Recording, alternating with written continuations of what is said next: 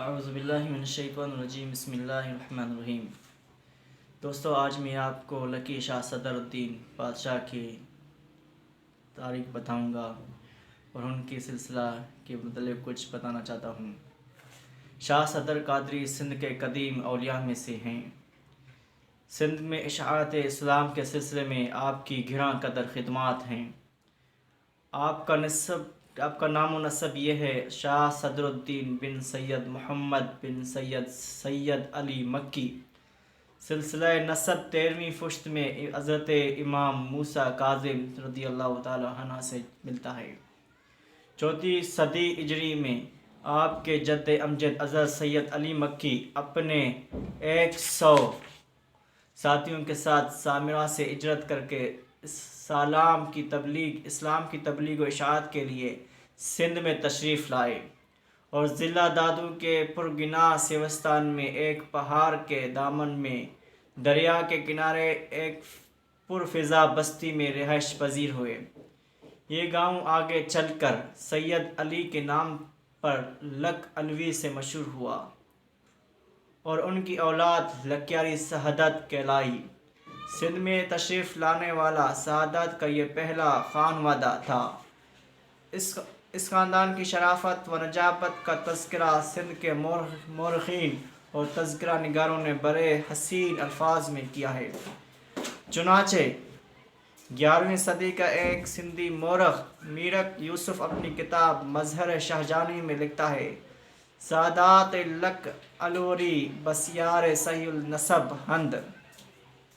صاحب تحفۃ الاکرام حضرت شاہ صدر کی عظمت و جلالت اور اوصاف حمیدہ کو ان الفاظ میں بیان کرتا ہے: سید صدر الدین عرف صدر بن سید محمد صاحب آیات باہرہ و کرامت ظاہرہ، ولی وقت و سرسبد، مشائخ روزگار، فخر سادات، جامع البرکات، بود اولادش در سند بنا جابت دودمان و اوصاف خاندان متصف۔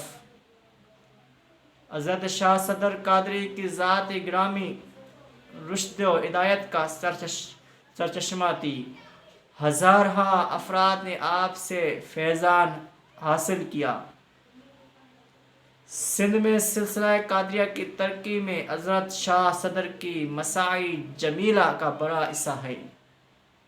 صدیاں گزر جانے کے باوجود آج بھی لکیاری سعادت کا فیضان جاری و ساری ہے۔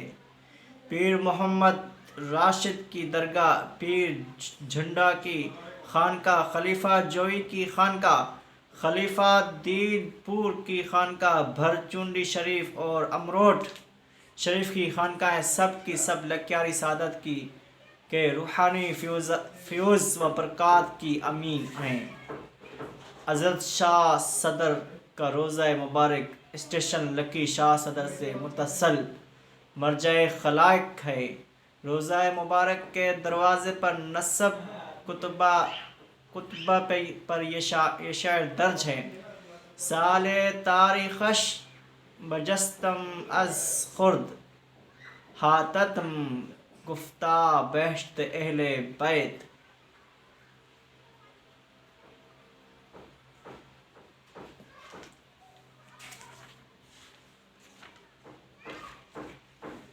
دوستو، امید ہے کہ میری یہ ویڈیو آپ لوگوں کو ضرور پسند آئی ہوگی۔ انشاءاللہ اگلے ویڈیو میں کسی اور اولیاء کرام کا تذکرہ کریں گے۔ تب تک کے لیے اپنا خیال رکھیے اور مجھے اجازت دیجیے۔ اللہ حافظ۔ السلام علیکم ورحمۃ اللہ وبرکاتہ۔